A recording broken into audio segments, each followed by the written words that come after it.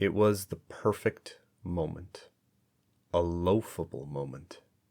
And these were exceedingly rare. My wife had sashayed off to the gym. The twins played basketball outside. I wore my gray fleece cardigan with the overly large wingtip collar. I'd zipped it up to my chin with the collar covering my ears like the flaps of a leather helmet that had been upended. I lay prone, with 3 large pillows supporting my head and my mother's old seersucker bathrobe covering my feet. I can remember the day perfectly. It was late April, and the winter had been long, frigid, and forbidding, enough to make a person feel like a northerner when there was everything about that idea that I loathed. No, give me sun and sand and light winds on the beach. But on this day, milder weather had flounced in, and although it brought an underlying chill, the heat of the sun overlaid the cold air like an insulating blanket. I opened the windows to the bedroom for circulation. I don't think they'd been open since the previous September, and it felt stuffy and stale. That's why I wore the fleece cardigan, to keep me warm and cozy as I melted into the comforter on our bed. It was bliss. Sheer bliss. The closest to nothingness a human being, specifically a male, could achieve, with the exception perhaps of the swaying hammock beneath the leafy maple tree on a hot day. That wasn't bad either. Pretty damn close, I'd say. Tragically, the moment remained short-lived.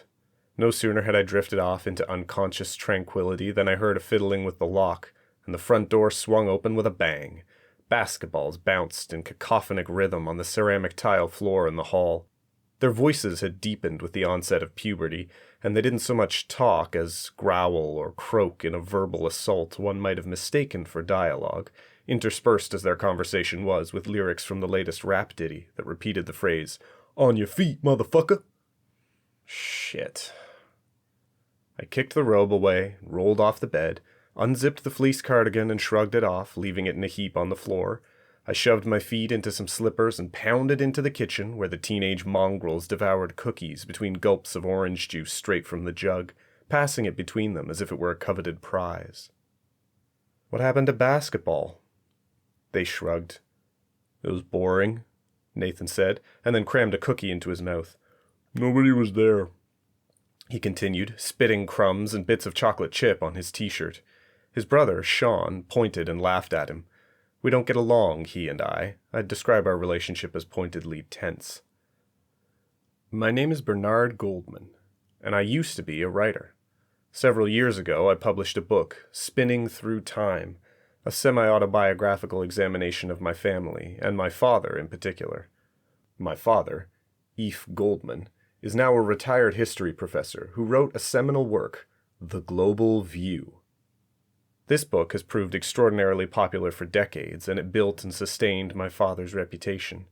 He's now living in Tuscany with his second wife, Catherine, a woman barely older than I am.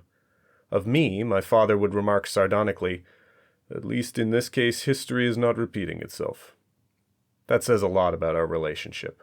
Not warm, hardly fuzzy.